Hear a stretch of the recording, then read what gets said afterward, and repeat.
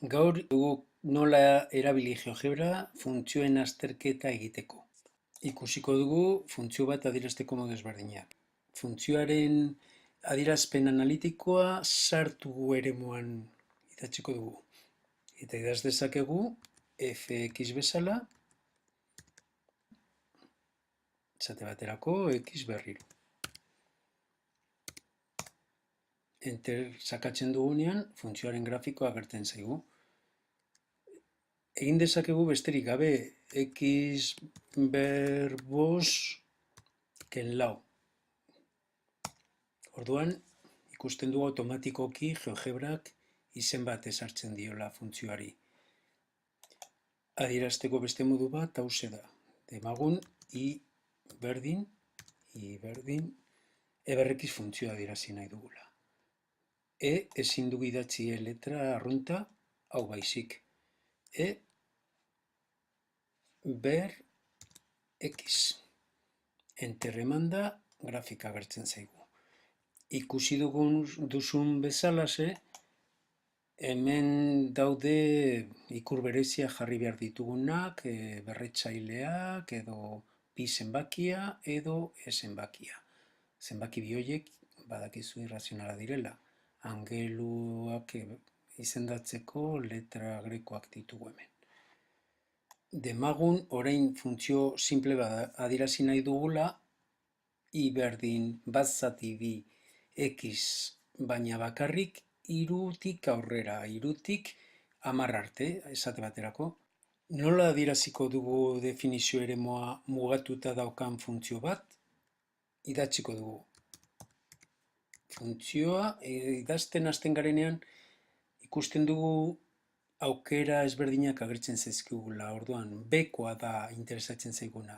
Klik eginda, hori da idatzi behar genuena. Orduan hemen idatziko dugu funtzioaren espresioa, bat zati bi x, eta barkatu esan dugu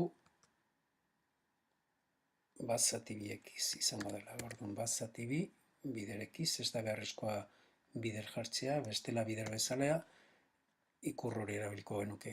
Hemen adieraziko du non hasten den funtzioa existitzen, esan dugu hirutik 10-era, orduan hemen 3 jarriko dugu, eta hemen adieraziko dugu non bukatzen den bere definizio eremua, 10.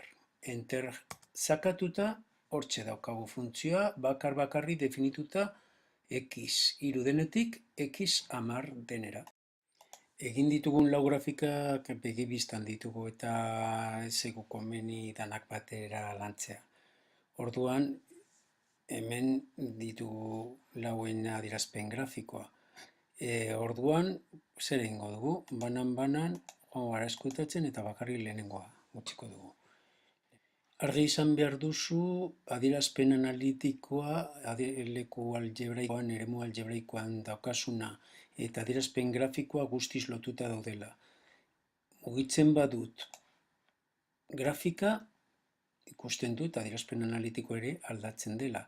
Eta bestera batetan, hemen idazten badut nahi dudan adierazpena, adibidez hasieran geneukana, x kubo funtzioa.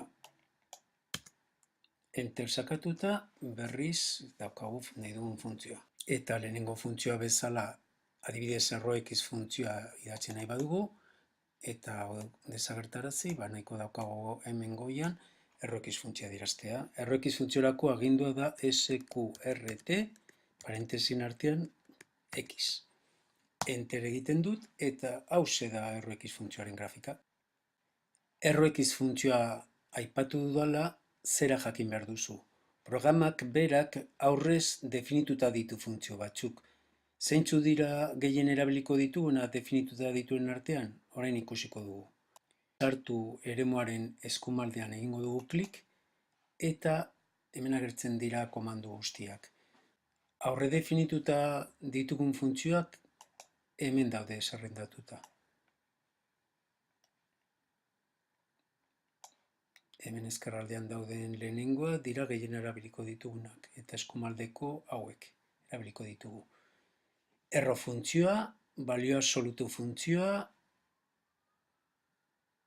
esponentzial funtzioa, hau ere e berrekiz adieraz dezakegu, logaritmo hamarterra, logaritmo neperterra, logaritmoa bi oinarrian, eta logaritmoa edozein oinarritan, b oinarrian, hain zuzen ere.